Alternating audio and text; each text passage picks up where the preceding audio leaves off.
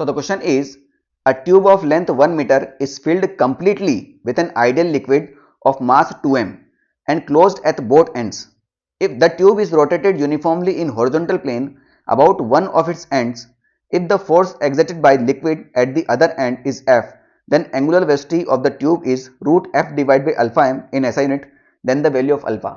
इस क्वेश्चन की हर एक लाइन का एक मीनिंग है, बात समझ में आई नहीं? ठीक है, पहले मैं एक एक चीज करके आपको समझाता हूं. क्या बोला गया है कि एक ट्यूब है, ठीक, और ये कंप्लीटली फिल्ड है, यानी इसमें 1% भी गैप नहीं है. और किससे भरी हुई है बेटा? ये आइडियल फ्लूइड से. आइडियल लिक्विड क्या होता है अपना? जो इनकंप्रेसिबल होता है, यानी ये इसको कंप्रेस नहीं किया जा सकता. पूरा फुला फुल भर दिया और दोनों तरफ से पैक कर दिया. डन.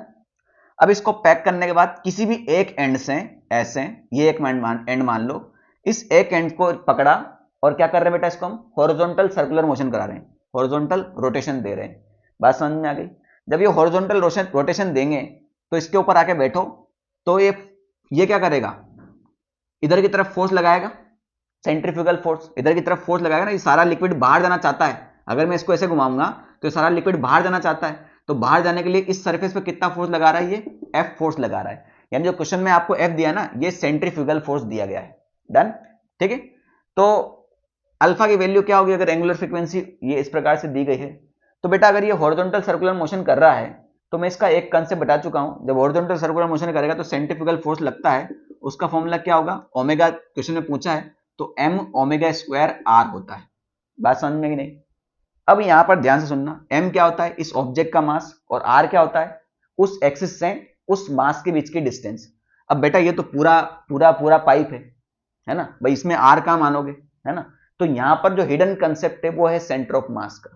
बेटा ये पाइप किसकी तरह काम करेगा? एक रॉड की तरह. किसकी तरह काम करेगा? एक रॉड की तरह. तो इस रॉड का जो सेंटर ऑफ मास होता है वो कहां होता है? यहां. यानी इसका पूरा जो 2m मास है वो यहां पर कॉन्सेंट्रेटेड होगा, और इस एक्सिस से ये जो डिस्टेंस होगी ये बिल्कुल L/2 होगी. अगर इस पूरी रॉड की लेंथ L है तो ये डिस्टेंस कितनी होगी? L/2. तो इसकी लेंथ कितना दे रखा है आपको? 1 मीटर दे रखा है. इसकी पूरी लेंथ कितना दे रखा है आपको? 1 मीटर.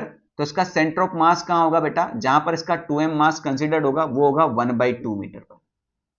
डन. तो ये हो जाएगा F. मास कितना है? 2m. ओमेगा स्क्वायर हमें निकालना ही है, और r कितना दिया है? 1/2. तो ये 2 से 2 खत्म हो गया, तो omega square will be is equal to F divide by m. So omega will be equal to root F divide by m. Done. इसको इसके साथ कंपेयर कर लो तो अल्फा की वैल्यू 1 आ गई. कोई बड़ी बात इसमें है नहीं, बस ऐसे ही करवा रहे हैं. Root F divide by m, दोनों तरफ स्क्वायर करो तो रूट खत्म हो जाएगा. डन. F/m से F/m खत्म हुआ, कुछ नहीं बचा, तो अल्फा की वैल्यू कितनी आ गई आपकी? 1 आ गई. ठीक है.